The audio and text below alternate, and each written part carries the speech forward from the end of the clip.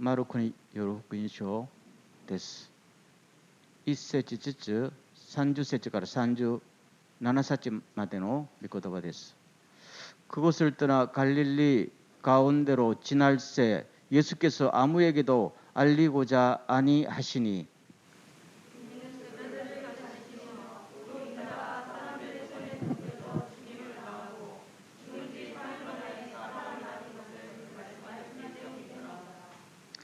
그러나 제자들은 이 말씀을 깨닫지 못하고 묻기도 두려워하더라.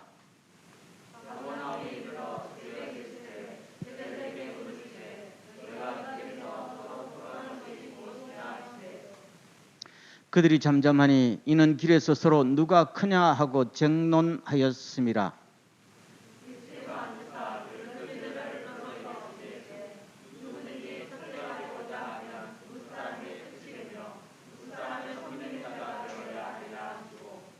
어린아이 하나를 데려다가 그들 가운데 세우시고 안으시며 제자들에게 이르시되 누구든지 내 이름으로 이런 어린 하나를 영접하면 곧 나를 영접하며 누구든지 나를 영접하면 나를 영접함이 아니요 나를 보내신 이를 영접함이니라. 아멘. 오늘도 하나님의 함께하심이 항상 함께하기를 바랍니다. 앞뒤 좌우로 한 주간 동안 안녕하셨습니까? 이제 태풍도 다 끝나고 더위도 물러간 것 같고 완연한 가을이지요. 가을에 우리의 신앙도 풍성해지는 은혜가 있기를 바랍니다. 자, 오늘 마가복음으로 다시 돌아왔습니다. 마가복음이 몇 장까지 되어 있죠? 갑자기 또 이렇게 16장, 그렇지요. 16장까지 되어 있는데 오늘 9장이지요. 마가복음은 9장을 끝으로 10장부터는 후반부로 들어갑니다. 왜 후반부로 들어가는가 하면은 오늘 9장을 끝내면서 예수님께서는 어디로 가실까요? 예루살렘으로 십자가를 지러 가십니다. 이게 후반부입니다. 그래서 마가복음을 크게 나누면은 전반부는 십자가를 위해서 이제까지 활동하시고 후반부는 마지막 십자가를 통해서 사명을 완수하시는 그 과정 중에서 오늘 말씀을 보시면은 자 30절 보겠습니다. 예수께서 그곳을 떠나 갈릴리 가운데로 가셔서 아무에게도 알리고자 아니하시니 하셨지요. 그곳은 어딘가 하면은 4주 전에 사건이 일어났던 그 변화산 밑이지요.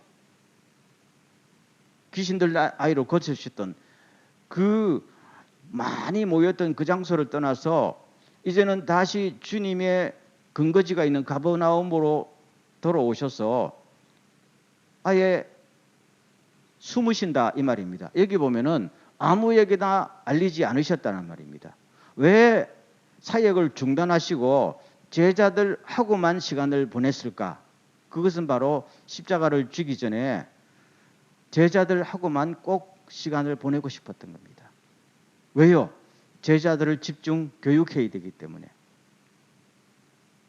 지금 예수님께서 내가 십자가 진다 하니까 베드로도 강력 반대하고 제자들이 너무 당황해서 이거를 소화를 하지 못하는 겁니다.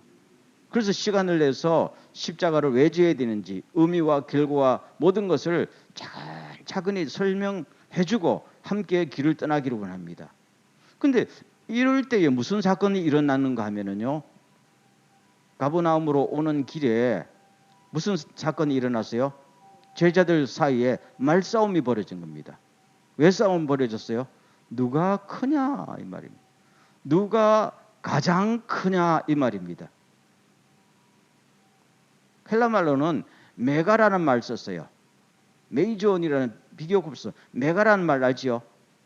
메가톤급 메가 할 때 그 헬라 말입니다. 그리스 말인데 그 단어를 써서 누가 가장 크냐? 일본 말로는 누구가 제일 에라이 히도냐 이 말입니다. 이걸 가지고 싸웠어요. 왜 싸웠을까요? 무엇 때문에? 동상이몽이란 말이죠.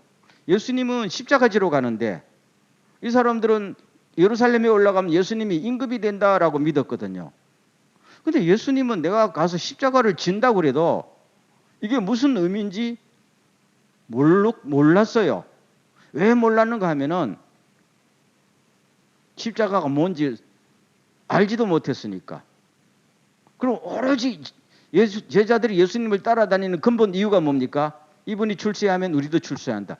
이걸 가지고 3년을 따라다녔단 말이에요. 근데 마지막에 예수님이 나는 죽겠다 하니까 베드로가 안 됩니다. 예수님이 꾸짖어서도 이 생각은 바뀌지 않아요. 이제 예수님께서 같이 가자 하니까 그때부터 본격적으로 예수님이 임금되면은 누구가 국무총리 되고 누구가 내무부 장관 되느냐 이것만 지금 꽉 머릿속에서 있는 거예요. 미리 서열을 정해놓자는 것입니다. 그래서 길에서 다툼이 벌어졌어요. 이게 오늘 여기서만 나타나는 현상이 아니에요. 성경을 보면 가끔 나타납니다. 심지어 어디에요? 마가다락방에서 내일이면 예수님 십자가 지는데 마가다락방에서도 뭡니까? 누가 크냐? 그래서 큰 사람은 가만히 있고 작은 사람이 발을 먼저 씻겨라. 그거잖아요. 그래서 식사 빨리 하자. 네가 내 발을 안 씻기니까 식사를 못 하잖냐. 아무도 유대인들은 손발 안 씻으면 밥 안 먹거든요. 그리고 예수님께서 보니까 이게 지금 제자들이 말입니다. 내일이면 오늘 밤에는 십자가 지러 가야 되는데 와, 이 답답한 인간들이 답답한 게 아니 미련하고 참 못됐지요. 이런 인간들이 밥을 안 먹고 싸우고 있네요. 그래서 예수님께서 할 수 없이 셋이 떼어가지고 내가 씻겨줄게. 그 정도로 이게 심각한 문제입니다. 그렇죠? 그럼 여기서 여러분들에게 하나 물어볼게요. 무슨 근거를 가지고 무슨 기준으로 누가 크냐 작으냐 누가 높으냐 낮으냐를 따졌을 것 같아요? 한국 사람은 보통 나이, 학벌, 뭐 재산, 뭐 하다못해 키가 누가 더 크냐 인물이 누가 더 잘생겼냐 이런 건데 이들은 뭘 가지고 근거를 삼았을 것 같아요? 상상력을 한번 동원해 보세요. 누가 고참이냐? 누가 고참이냐? 또 그렇죠. 누가 예수님과 더 가까운가? 또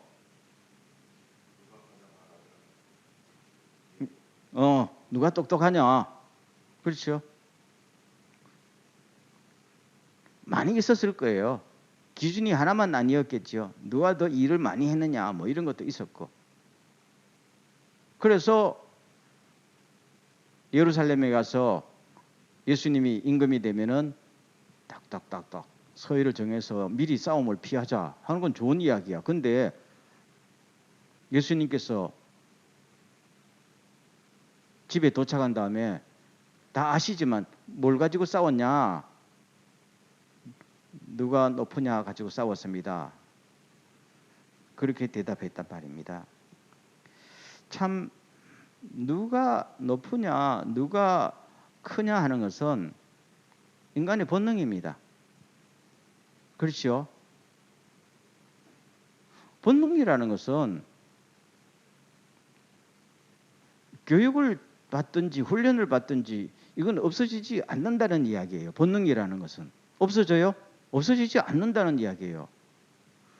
그럴 때 예수님께서 하나의 지침을 내리잖아요. 그러면 그거를 어떻게 해야 될까 할 때에 오늘 말씀이 나옵니다. 자, 보세요. 35절 말씀. 다 같이 시작. 예수께서 앉으사 12제자를 불러서 이르시되 누구든지 첫째가 되고자 하면 뭇사람의 끝이 되며 뭇사람을 섬기는 자가 되어야 하리라. 주님도 아셨어요. 12명 있으면 반드시 첫째가 되고자 하는 사람이 반드시 생겨난다는 것입니다. 누구든지 간에 두 사람이 있어도 서열이 정해지잖아요. 그런데 세상에서는 서열을 정하는 방법이 누가 많이 가지고 있느냐, 누가 똑똑하냐, 그렇죠. 누가 백그라운드가 있냐, 이걸 가지고 하겠지만 너희들은 그걸로 정하지 말고 누가 많이 헌신하고 누가 많이 섬기냐, 그걸 가지고 서열을 정하는 것이 하늘나라의 원칙이다. 그 말씀이에요. 서열을 정하지 말란 말이 아니에요. 본능이니까요. 본능은 어떻게 보면 하나님이 뭐 주셨다기보다는 타락한 성품이든지 간에 어쨌든 본능이니까요. 그럴 때 첫째가 되고 싶은 사람은, 첫째가 되지 말라는 게 아니라 첫째가 되고 싶은 사람은 뭘 하라는 거예요? 꼴찌가 되려고 노력해라. 그래서 진정으로 꼴찌가 된 사람은 하늘나라에서, 하나님의 나라에서 그 사람이 가장 큰 사람이다. 그렇게 말씀하시는 거예요. 이거는 오늘 우리는 하도 많이 들어서 뭐 그런가 보다 하지만 그때 당시에 제자들에게는 이거는 소화가 잘 안 되는 내용이었죠. 어떻게 이런 일이 벌어져? 하니까 예수님께서 그러면은 꼴찌가 된다는 말을, 남의 발을 씻기고 남을 헌신한다는 말이 도대체 무슨 뜻이냐 하는 것을 한 번 더 설명해 줍니다. 그것이 몇 절에 나오는가 하면 37절입니다. 다 같이 시작. 누구든지 내 이름으로 이런 어린 아이 하나를 영접하면 곧 나를 영접하며, 누구든지 나를 영접하면은 나를 영접함이 아니요 나를 보내신 이를 영접함이니라. 예수님께서 옆에 떨어져 있는 어린아이를 하나 불렀어요. 오라 해가지고 옆에 딱 세워놓고, 너희들 이런 어린아이를 영접하는 것이 꼴찌가 되는 비결이고 진정으로 섬기는 것이다. 그렇게 말씀합니다. 그럼 도대체 이거는 무슨 뜻이냐는 것이죠. 어린아이는 뭐고 영접이 뭐냐 이 말입니다. 여기서 영접이란 말은 그냥 손님을 친절하게 접대한다, 그냥 돌본다는 말이 아니에요. 원래 그 기본 뜻은 올 때 갈 데 없는 이 어린아이, 아마 고아라고 보면 되겠지. 아마 뉘앙스가 그래요. 이 아무도 돌보지 않은 이 어린아이를 데려다가 누가 키우느냐 이 말입니다. 그 의미가, 여기서 영접이라는 말은 그냥 식사 한 끼 사준다는 말이 아니에요. 이 어린아이를 누가 데려다가 자식처럼 키우느냐, 양자로 삼아서 키우느냐, 이 어린아이 하나를 데려다가 키우는 사람이 곧 나를 영접하는 것이고, 그렇죠? 나를 영접하는 사람은 하나님을 영접하는 것이다. 그렇게 말씀하셨죠. 이런 사람이 뭐예요? 하늘나라에서는 가장 큰 사람이다. 그 말이잖아요. 이렇게 되면 하늘나라가 이 땅에서부터 임하지요. 그런데 여기서 보세요. 서로 높아지려고 싸우잖아요. 높아지려면 뭘 해요? 많이 차지하고, 그렇죠? 많이 알고, 그렇죠? 많은 사람을 거느려야 높아지잖아요. 그런데 이 어린 나이 아무리 데려다 키워도 내가 높아지는데 도움이 돼요, 안 돼요? 아무 관계 없는 사람입니다. 주거니 받거니가 안 된단 말이에요. 그렇지요? 그런 행동은 정말로 이 땅에서 높아지려는 사람은 절대로 그런 행동을 합니까, 안 합니까? 안 한다고요. 나한테 아무 이득이 안 되는데 왜 이런 아이를 갖다 키워요? 근데 예수님께서는 아무런 도움도 안 되는 이 버려진 이런 애를 데려다가 자식 삼아 키우는 사람은 진짜로 섬기는 사람이고 꼴찌가 되는 사람이고, 이런 사람이 하늘나라에서 가장 훌륭하다. 그래서 여러분들도 이렇게 살아야만이 된다. 정말로 큰 사람이 되고 싶은가? 그럼 이런 행동을 해야지. 그렇게 말씀하신다는 말입니다. 예수님께서는 오늘 이 본문에서만 말씀하신 게 아니에요. 예를 들면은 마태복음 25장에 보면요, 예수님께서 마지막 심판 때 이야기를 하십니다. 그래서 많은 온 세상의 무리들을 반으로 가른다고 그랬어요. 염소과에 속하는 사람, 그렇죠? 양과에 속하는 사람, 둘로 나눈다는 겁니다. 그러면 양과에 속하는 사람들 보고는 너희들 수고했다 그렇게 말합니다. 뭐라고 말씀하시는 거면 너희는 내가 굶주릴 때에 먹을 것을 주었고 내가 목마를 때에 마실 것을 주었으며 나그네 되었을 때에 너희 집으로 맞아들였고 벗었을 때에 입을 것을 주었고 병들었을 때 간호했으며 갇혔을 때 찾아와 주었다 그렇게 말합니다. 그랬더니 양과에 속한 사람들이 황송합니다. 우리는 한 번도 주님을 그렇게 한 적이 없습니다. 하니까 주님의 대답이 뭐예요? 너희 형제 중에 지극히 작은 자에게 한 것이 곧 나에게 한 것이다. 여기서 지극히 작은 자는 보잘것없는 사람, 이 어린아이처럼 내가 베풀어도 갚을 수 없는 사람, 밑반진독의 물부기처럼 내가 모든 것을 투자해도 전혀 나에게 하등의 도움이 안 되는 사람. 그렇죠? 내가 저 인간에게 투자하면은 지금은 고생이지만 나중에 뭐가 나한테 플러스가 와야 되는데 아니 이런 어린아이는 암만 투자해도 돌아오는 게 없어요. 이 말은 어린아이만 의미하는 건 아니잖아요. 그래서 지극히 작은 자, 보잘것없는 자. 우리 주변에 그런 사람을 찾아서 그야말로 그 사람의 일생을 내가 돌보고 키우고 사랑을 쏟는다면은 그런 사람이 하늘나라에서는 가장 큰 사람이고 이 사람들이 바로 양과에 속하는 사람들이다. 그렇게 말합니다. 그런데 여기서 참 생각해 볼 것은 예수님께서 마지막에 심판하실 때에 오늘 이 마태복음 24장 이 말씀에서는요. 누가 기도를 많이 했느냐 말이 안 나와요. 안 나오지요? 우리가 보통 생각하는 이런 기준이 하나도 안 나옵니다. 단지 누가 헌신했고 누가 섬겼고 누가 사랑을 베풀었고 이것만 나온단 말이에요. 이것이 절대적인 기준으로 작용하는 거예요. 지난 시간에 말 이게 뭐 하는 거예요? 거룩한 거라는 말입니다. 왜요? 하나님의 성품을 닮았어요. 이게 거룩한 거예요. 거룩하다는 말은 하나님을 닮았다는 말이잖아요. 그래서 이런 사람들이 하늘나라에서는 정말로 하나님의 아들이 되고 하나님의 영광을 받기에 합당하다. 그런 말씀을 하고 있는 거예요. 자, 오늘 이 말씀을 가지고 가만히 우리 삶에 한번 적용을 해보겠습니다. 어떤 연구기관에서 실험을 하나 했어요. 수탉, 암탉 말고 수탉을 100마리를 한 울타리 안에 집어넣었어요. 그랬더니 3일 내내 물고 뜨고 싸움만 하더랍니다. 살벌하게. 수탉 싸우는 거 봤어요? 닭싸움? 그야말로 그 불이 가지고 쪼아 죽이지요. 아무리 말려도 안 되더래요. 3일 동안 밤낮으로 싸우더랍니다. 기진맥진할 때까지. 근데 나중에 3일이 딱 지난 다음에 보니까 아무 문제가 없더래요. 왜 그랬을까요? 서열이 정해졌으니까요. 3일 동안 서열을 정하기 위해서 피 터지게 싸운 겁니다. 이게 동물의 세계에만 일어나는 일일까요? 아니지요. 사람도 마찬가지입니다. 사람은 아까 그래서 본능이라고 그랬죠.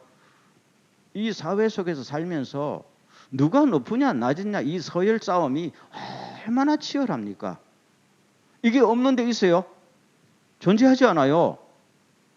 이거는 그냥 생물학적 본능이고 사회적 본능이란 말입니다. 그래서 어떤 기관에서 실험을 해봤어요. 사람들을 많이 불러놔가지고 물건을 분배하는 거, 또 뭘 하는 거 여러 가지로 실험해 봤더니 항상 사람들이 그러더랍니다. 저 사람한테는 사과를 2개 주고 이 사람한테는 사과를 1개 주고 뭔가 꼭 줄 때 서열을 가지고 주더라는 거예요. 다 차가 하나씩 주면 되는데 항상 자기의 어떤 느낌에 따라서 서열을 정하더래요. 희한하지요?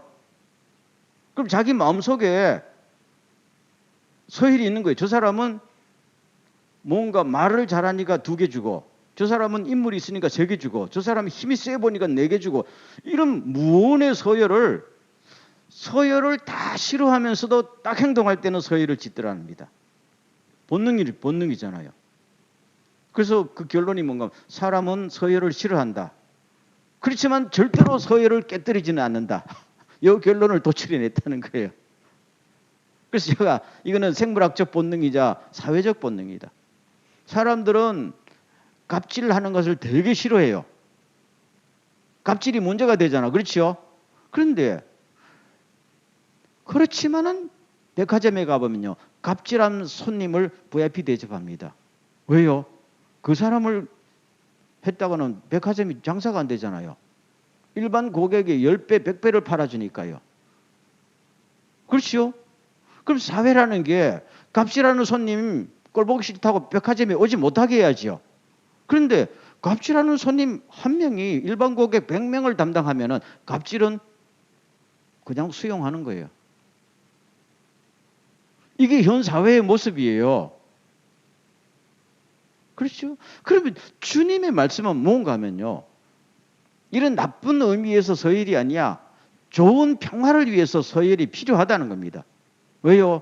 하나님은 혼란의 하나님이 아니고 모든 것을 질서정연하게 움직이는 분이잖아요. 그렇죠? 하나님께서 이 땅에서도 부모를 주시고 형제 자매를 주셨다는 서열이지요.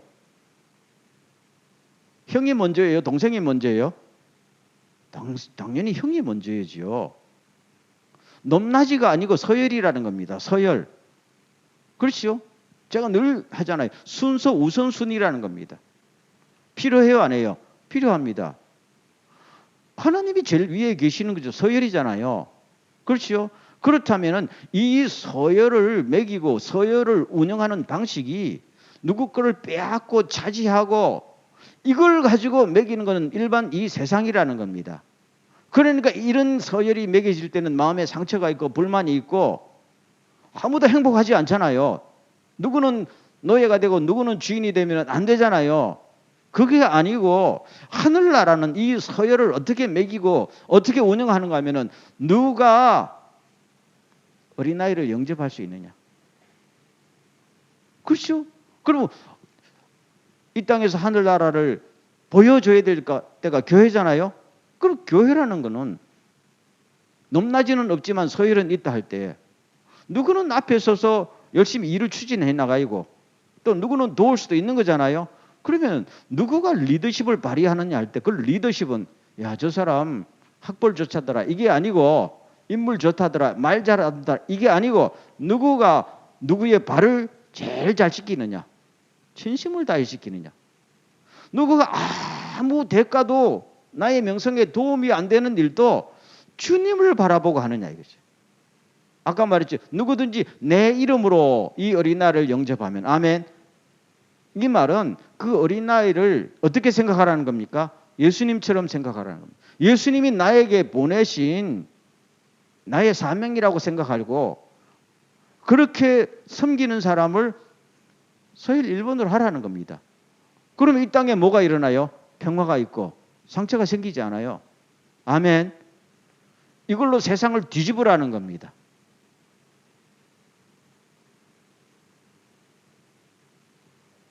여러분, 예수님께서 하늘의 미랄이 땅에 떨어져서 죽으면 많은 열매를 맺는다 그러셨죠. 그러면서 예수님 자신이 십자가에서 열매가 되셨죠. 주님은 이렇게 말씀하시면서 교훈만 한 게 아니고 실제로 본인이 이것을 실천해 보이실 때에 역사가 일어난 것이죠. 그럴 때 제자들이 우리도 예수님처럼 살면 되겠다 하면서 이렇게 무지막지하고 스승님이 내일 죽는다 그래도 스승님과 관계없이 그냥 누가 크냐 다툼하던 이 참 어리석고 미련한 이 사람들이 나중에는 뭡니까? 자신들도 하나의 미랄이 되어서 스스로를 바꾸니까 세상을 바꿨잖아요. 그러면 오늘 이 본문을 보면 우리가 객관적으로 보면 이 제자들에게 싹시 보여요? 안 보여요? 안 보여요. 이거는 3년을 가르쳤는데 이 모양이야. 3년을 가르쳤어. 인류 세계 최고의 스승한테서 배웠잖아요. 그런데도 아무 깨달음이 없어요. 그런데 주님께서는 이들을 계속 인내하시고 포기 아니하시고 끝까지 믿어주시고 그렇죠. 오히려 십자가 지기 전에 시간을 내서 그럴수록 더 인텐시브로 훈련시키시고 그랬단 말입니다. 그 결과 어떻게 됐어요? 나중에는 바뀌어. 그리고 세상을 바뀌어요. 놀라운 역사가 일어났죠. 이게 예수님이 하신 일이고 예수님의 제자들이 한 일이고 우리는 그 연장선상에 있는 줄로 믿습니까? 그럼 제가 여기서 하나 묻겠습니다. 여러분은 이 당시의 제자들보다는 교육을 더 받았죠? 그렇잖아요. 이들은 뭐예요? 그냥 갈릴리 어부 출신. 문자 잘 몰랐을 거예요. 그 당시 문명률이 뭐 90몇 %였으니까. 베드로, 야고보, 요한 아마 글자 잘 몰랐을 거예요. 세리, 마테나 몇 명, 유다, 가룟 유다 정도 알았을 거고. 그렇죠?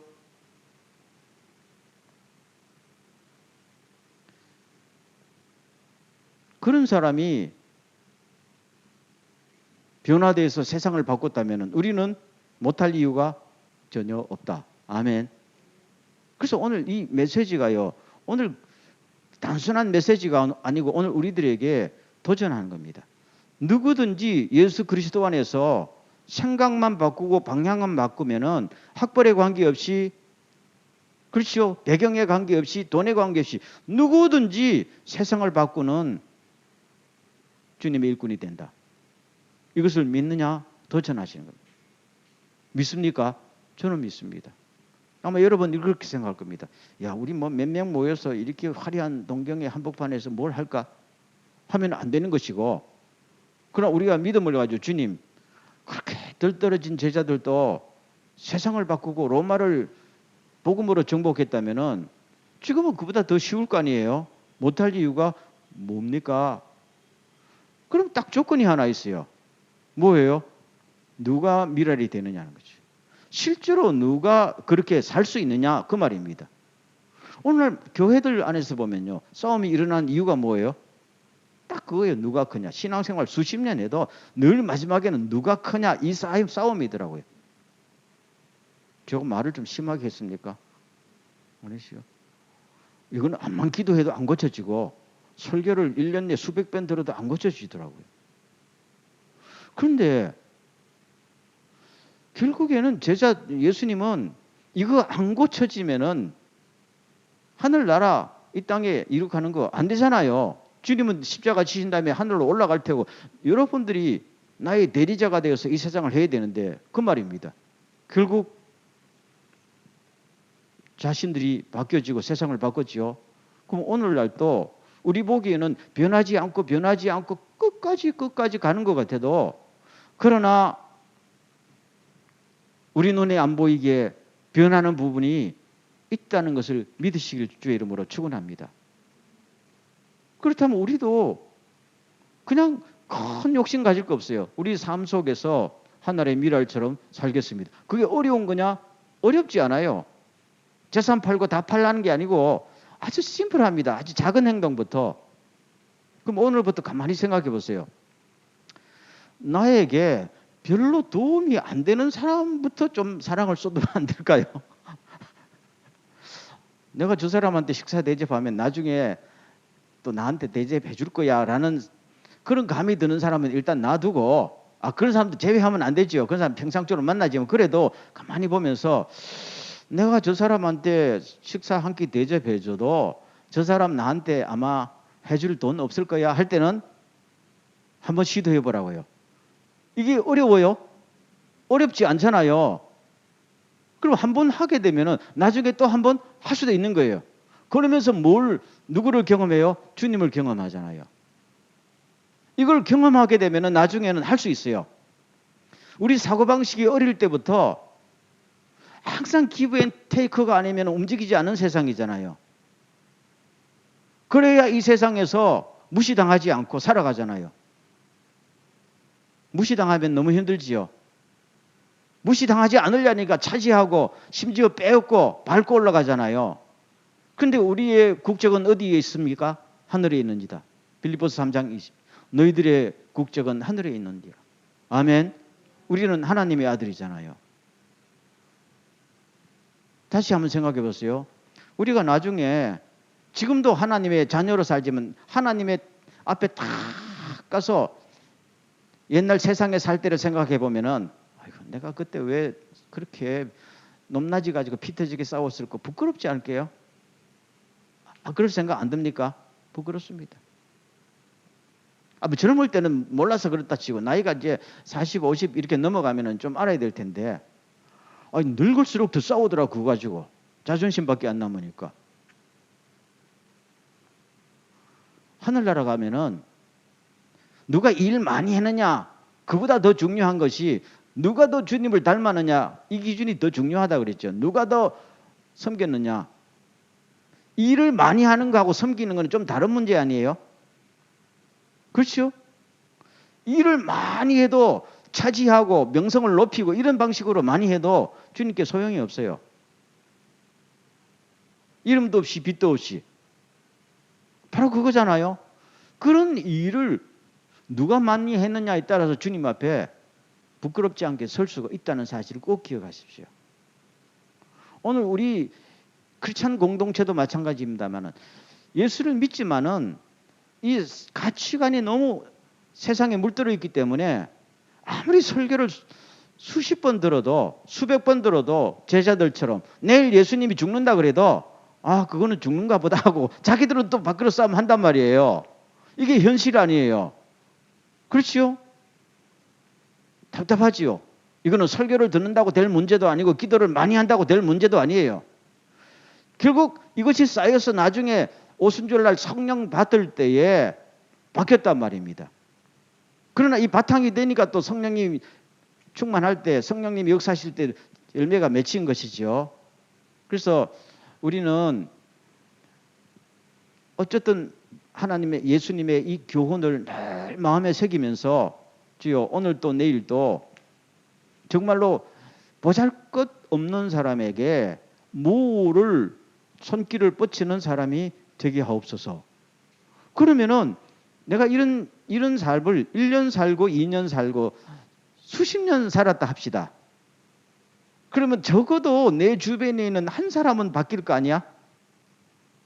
그럴까요? 안 그럴까요? 하다못해 내 아내나 내 남편은 바뀌거나 내 자식들은 좀 본받을 거 아닌가? 그러면 성공이지요. 아멘. 예수를 수십 년 믿어도 자기 아내나 자기 남편 바꾸지 못하는 사람 많아요.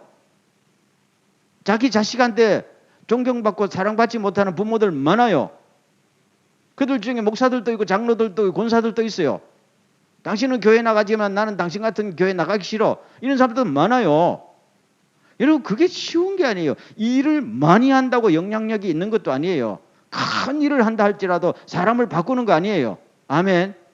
오늘 이 말씀이 굉장히 중요한 말씀이에요. 이거는 이 생존 경쟁, 서열 경쟁, 높낮이에 물든 이 현대사회를 치료하는 해독제란 말입니다. 주님의 이 말씀은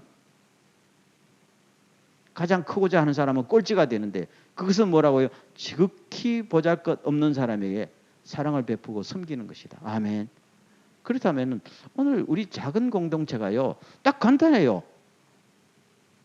그렇다고 여러분 보고 아주 뭐 슈퍼맨이 되라는 것도 아니잖아요. 우리가 언제 슈퍼맨 되기를 바랐겠어요? 그 영화지요.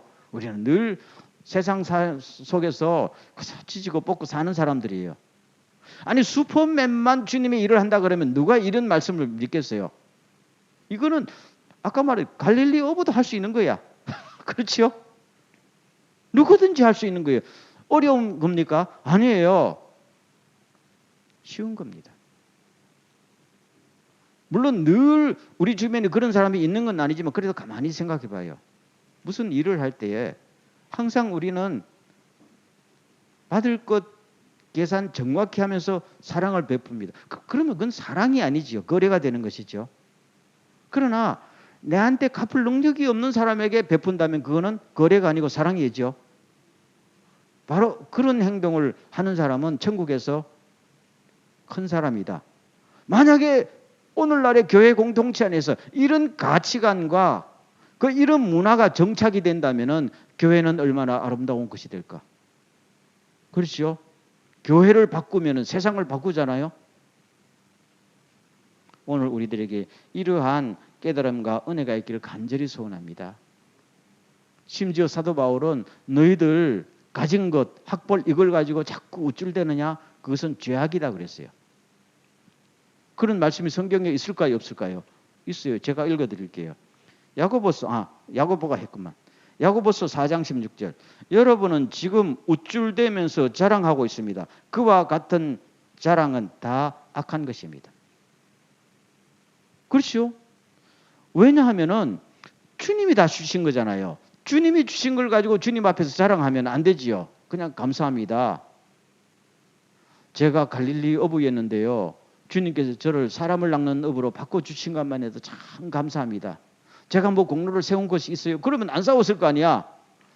제가 세관에서 그저 남의 돈도 가끔 떼먹고 매국노 역할을 많이 했는데 이런 나도 제자로 뽑아주셔서 감사합니다. 그러면 안 싸울 거 아니에요. 그렇죠? 그래서 사도 바울이 했죠. 너희들이 가진 것 중에 너희 것이 뭐 있느냐는 거지. 그래서 그걸 가지고 자랑하지 말고 오히려 섬기는 수단으로 삼으십시오. 그렇게 말하고 있습니다. 여러분 오늘 이 설교를